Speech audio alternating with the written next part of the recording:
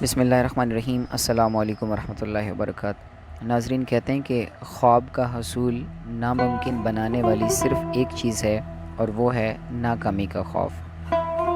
جس کسی کے اندر ناکامی کا خوف رہے گا وہ کبھی بھی اپنی زندگی میں کامیابی کی راہ پر گامزن نہیں ہو سکے گا۔ اس لیے ہمیں اس خوف سے دور رہنا چاہیے۔ لوگوں کو تکلیف میں مبتلا کرنا گناہ کبیرہ ہے، اس لیے ہمیں اس گناہ سے بچنا ہوگا اور لوگوں کو راہ ہدایت جو ہے وہ دکھانا ہوگی۔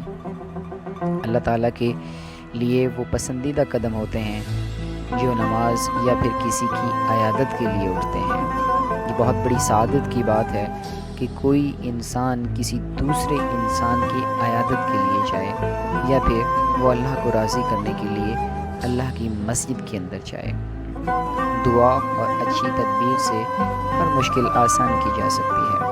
اگر انسان کے اوپر برا وقت آیا ہوا ہے تو وہ اگر اپنے حق میں دعا کرے گا اور اچھی تدبیر کرے گا تو اللہ تعالیٰ کی ذات اس کے لیے آسانیاں فرما دے گی۔ سبحان اللہ۔ نماز اور مسجد سے محبت رکھنے والا ہی امام کی عزت کر سکتا ہے۔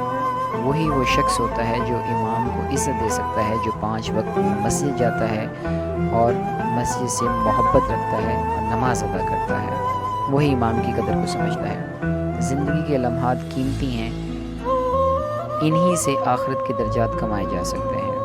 انسان اپنی زندگی میں رہتے ہوئے جو اچھائیاں اور برائیاں کرتا ہے اسی کے مطابق اسے آخرت میں صلہ دیا جانا ہے۔ اگر وہ اچھے کام کرے گا تو جنت کا حقدار ہے، اور اگر برے کرے گا تو دوزخ کا حقدار ہے۔ تاریک لمحات میں ہی ہمیں روشنی کی طرف توجہ دلائی جاتی ہے۔